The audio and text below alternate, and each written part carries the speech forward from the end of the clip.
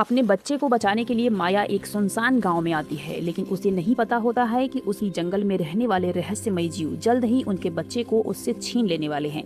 आखिरकार कौन है ये जीव और उन्हें माया के बच्चे की क्या जरूरत है? चलिए शुरू से समझते हैं पूरी कहानी। कहानी की शुरुआत होती है माया और जेमी से। दोनों पति पत्नी हैं और काफी समय से अपनी जिंदगी को बेहतर बनाने की कोशिश कर रही हैं। तभी माया को पता चलता है कि वह प्रेग्नेंट है। माया जब यह खबर जेमी को देती है तो दोनों की खुशी का ठिकाना नहीं रहता। उन्हें ऐसा लगता है कि अब उनकी जिंदगी की नई शुरुआत होने वाली है। कुछ समय बाद उन्हें पता चलता है कि जेमी की दादी मेव की मौत हो चुकी है। मेव अपने पीछे एक बड़ा गांव वाला घर छोड़ के गई थी और उसकी संपत्ति जेमी के नाम हो चुकी थी। दोनों इस मौके को अपनी जिंदगी की नई शुरुआत समझते हैं और वे शहर छोड़ के गाँव चले जाते हैं। उन्हें ऐसा लगता है कि यहाँ उन्हें शांति मिलेगी, आसपास कोई बदमाश नहीं होगा और उनका बच्चा भी सुरक्षित माहौल में बड़ा हो सकेगा। लेकिन उन्हें बिल्कुल अंदाजा नहीं होता है कि इस घर के पीछे मौजूद जंगल में कुछ ऐसा छुपा हुआ है जो उनकी जिंदगी हमेशा के लिए बदल के रख देगी।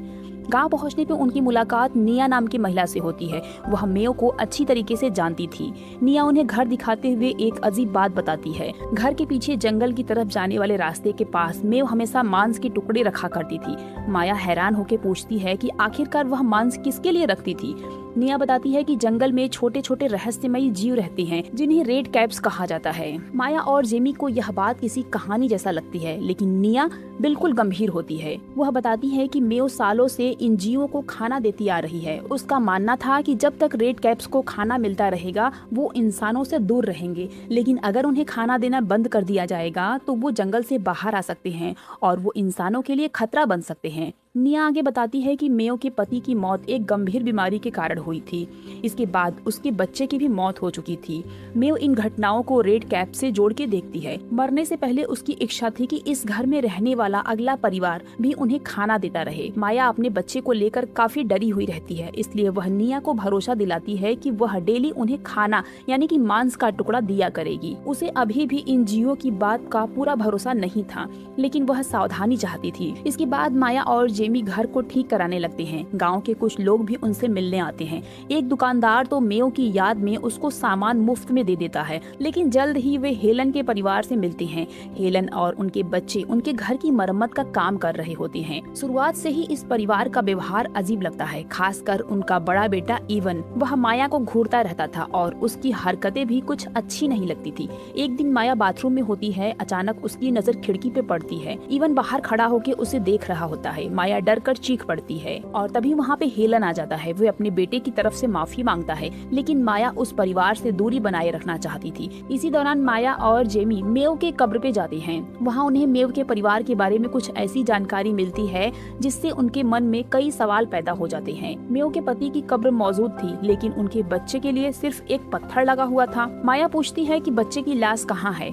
उसे पता चलता है कि बच्चे का शव तो आज तक मिला ही नहीं। जब माया को निया की बताई कहानी याद आती है तो वह वापस जाके उसके बारे में सवाल करती है। तब निया मेव को सबसे बड़ा रहस्य बताती है। मेव का पति बहुत बीमार था। उसे बचाने के लिए मेव ने रेड कैप्स को सौंप दिया था। सौदे के बदले रेड कैप्स ने उसके पति को बचा लिया, लेकिन कीमत थी मेव का अपना बच्चा। मेव को अपना बच्चा उसके हवाले करना पड़ा। माया को इस कहानी पर भरोसा नहीं होता। उसे ऐसा लगता है कि शायद मेव मानसिक रूप से परेशान हो गई थी और अपने बच्चे के साथ में खुद कुछ कर लिया होगा, लेकिन निया इस बात को पूरी तरह नकार देती है। उसके मुताबिक मेव अपने बच्चे को कभी नुकसान नहीं पहुंचा सकती थी। अब माया के मन में रेड कैंप्स को लेकर डर और बढ़ जाता है। इसी बीच गांव का एक बूढ़ा आदमी अपने कुत्ते के साथ जंगल के पास जाता है। अचानक उसका कुत्ता जंगल के अंदर भाग जाता है। बूढ़ा उसका पीछा करता हुआ जंगल के अंदर पहुंचता है। वहां उसे एक छोटी सी बच्ची दिखाई देती है। वह उसकी मदद करने के लिए आगे बढ़ता है, लेकिन यह सब कुछ एक जाल होता है। कुछ ही पल बाद उसके ऊपर जंगल में छिपे एक रहस्यमय जीव ने हमला कर दिया और बूढ़े इंसान की वहीं पर मौत हो जाती है। अगले दिन माया फिर रेड कैप्स के लिए खाना रखने जाती है। वह मांस एक प्लेट में रख के जंगल की तरफ जाने वाले रास्ते के पास छोड़ देती है, लेकिन थोड़ी देर बाद वह वापस आके देखती है तो प्लेट पूरी तरीके से खाली होता है। अब उसे एहसास हो जाता है कि शायद निया की बातें सच थी, जंगल में कोई है और वह इंसान नहीं है। और इसी दौरान हम देखते हैं कि हेलन के बच्चे घर में लगातार परेशानियां पैदा कर रहे होते हैं। एक दिन उनकी वजह से कांच टूट जाता है और जेमी का गुस्सा फूट जाता है। हेलन अपने बच्चे को मारने लगता है। माया उसे रोक देती है और वह कहती है कि बच्चे को इस तरीके से मत मारो।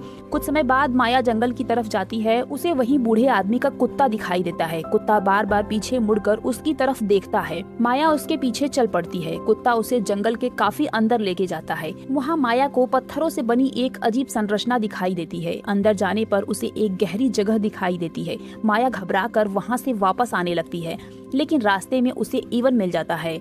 इवन अपने पिता से परेशान होकर जंगल में आया था। माया उसे समझाने की कोशिश करती है, लेकिन अचानक इवन का व्यवहार बदल जाता है। वह माया को पकड़ लेता है और उसके साथ में जबरदस्ती करने की कोशिश करने लगता है। माया खुद को छुड़ाने की कोशिश करती है और तभी अचानक जंगल से कुछ छोटे छोटे जीव निकल आते हैं। वे इवन के ऊपर हमला कर देते हैं।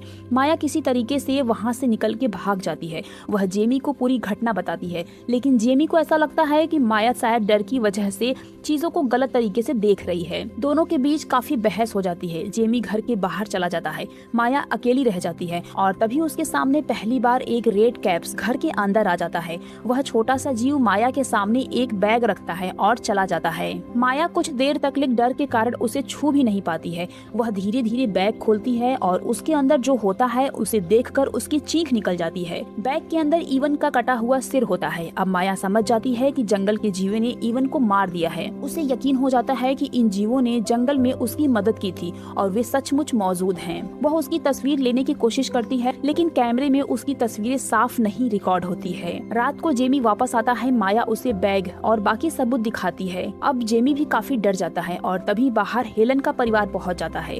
उसका बेटा गायब था और उसे शक था कि माया और जेमी को उसके बारे में कुछ पता है। वे दरवाजा तोड़ के अंदर आने की कोशिश करते हैं। जेमी पुलिस को बुलाने की धमकी देती है, लेकिन हेलन परिवार पहले से ही घर का बिजली और फोन का संपर्क काट देता है। अब दोनों पूरी तरीके से फंस चुके थे। माया किसी तरीके से बाहर निकलती है और जंगल की तरफ भागती है। वह रेड कैप्स के इलाके में पहुंच के उनसे मदद मांगती है। माया उससे कहती है कि अगर वे उसके पति को बचा ले तो बदले में उन्हें जो चाहिए वो देने के लिए तैयार है। इधर हेलन परिवार घर में आग लगाने की कोशिश करता है। जेमी को पकड़ लिया जाता है। हेलन अपने बेटे की मौत के लिए उसे जिम्मेदार मानने लगता है, लेकिन तभी जंगल से रेड कैप्स का पूरा समूह बाहर आ जाता है। अब हेलन परिवार की आंखों के सामने वे चीज मौजूद थी जिसे वे शायद कभी सच नहीं मानते। अब रेड कैप्स उन पे हमला कर देते हैं। हेलन के सभी बच्चे एक एक करके उसके निशाने पे आ जाते हैं। हेलन अपने परिवार को बचाने की कोशिश करता है, लेकिन वह अकेला इतने सारे जीवों का सामना कैसे कर सकता था। उसके बच्चे मारे जाते हैं। अब हेलन पूरी तरीके से आग में जल रहा होता है। वह बंदूक निकालता है। माया और जेमी को मारने के लिए आगे बढ़ता है। इसी दौरान जेमी भी गोली का शिकार होकर जमीन पे गिर जाता है। माया को ऐसा लगता है कि अब सब कुछ खत्म हो गया है, लेकिन तभी वही बूढ़ा आदमी का कुत्ता वापस आता है। वह हेलन पे झपटता है। हेलन के हाथ से बंदूक नीचे गिर जाता है।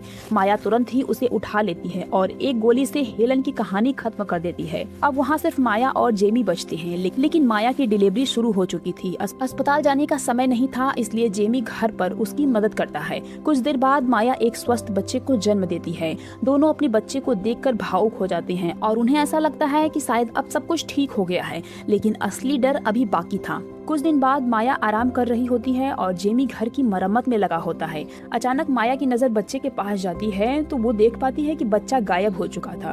वह खिड़की के बाहर देखती है तो कुछ छोटे छोटे रेड कैप्स उसके बच्चे को लेकर जंगल की तरफ जा रही होती हैं। माया बिना समय गवाए उसके पीछे दौड़ती है। जेमी उसे सुन नहीं पाता है। माया अकेले ही जंगल के अंदर पहुंच जाती है। वह उसी पत्थर वाली गुफा के अंदर जाती है और वहाँ उसे अपना बच्चा दिखाई देता है, लेकिन उसके साथ एक बूढ़ी औरत भी थी। माया उस औरत को देख के पहचान जाती है। वह मेयो की बेटी थी जिसे सालों पहले मृत समझ लिया गया था। असल में वह रेड कैप्स के साथ रह रही होती है। माया को अब पूरी सच्चाई समझ में आ जाती है। मेयो ने कभी अपने बच्चे को नहीं मारा था। उसने अपने पति की जिंदगी बचाने के लिए अपनी बेटी को रेड कैप्स को सौंप दिया था और अब यह सिलसिला माया के बच्चे के साथ में दोहराया जा रहा था। लेकिन माया अपने बच्चे को किसी भी कीमत पे छोड़ने के लिए तैयार नहीं होती है। वह बूढ़ी औरत से बच्चा वापस करने के लिए बोलती है, लेकिन वह देने को तैयार नहीं होती है। माया का गुस्सा फूट पड़ता है। आखिरकार वह बूढ़ी औरत पे हमला कर देती है और उसकी जान चली जाती है। माया को ऐसा लगता है कि अब रेड कैप्स उस पे हमला करेंगे, लेकिन तभी कुछ ऐसा होता है जिसकी उसने कभी कल्पना भी नहीं की होती है। सारे रेड कैप्स उसके सामने झुक जाते हैं। वे उन्हें नुकसान नहीं पहुंचाते, बल्कि उसे अपनी नई माँ और नेता के रूप में स्वीकार कर लेते हैं। माया अपने बच्चे को लेके बाहर आती है। जब जेमी उसे देखता है तो वह हैरान रह जाता है, क्योंकि माया के चारों तरफ रेड कैप्स का पूरा समूह खड़ा होता है। जंगल में जैसे कोई अजीब उत्सव शुरू हो गया था। रेड कैप्स खुशी से चिल्ला रहे होते हैं और माया को अपनी नई रानी की तरह स्वीकार करते हैं। जिस जंगल में माया कभी डरती थी, अब वही जंगल उसके लिए नई दुनिया बन चुकी थी। जिस जीवों से वह अपने बच्चे को बचाना चाहती थी, वही जीव अब उन्हें अपनी माँ मान रहे होते हैं। और सबसे बड़ा सवाल यही था कि क्या माया ने रेड कैप्स को अपना लिया था या फिर अपने बच्चे को बचाने के लिए वह खुद उसी दुनिया का हिस्सा बन गई थी जिससे वह अभी तक डर रही होती है। फिल्म का अंत इसी रहस्यमयी मोड़ पर समाप्त हो जाता है। माया, जेमी और उसका बच्चा अब उस गांव में अकेले नहीं थे। उनके साथ एक पूरा जंगल और उसकी पूरी दुनिया थी और उस दुनिया की नई रानी माया थी। तो दोस्तों, कैसी लगी आपको इस फिल्म की कहानी, हमें कमेंट करके जरूर बताना। और अगर ऐसे ही मूवीज का एक्सप्लेनेशन चाहते हैं तो चैनल को सब्सक्राइब, वीडियो को लाइक जरूर कर देना। फिर मिलेंगे एक नई वीडियो में।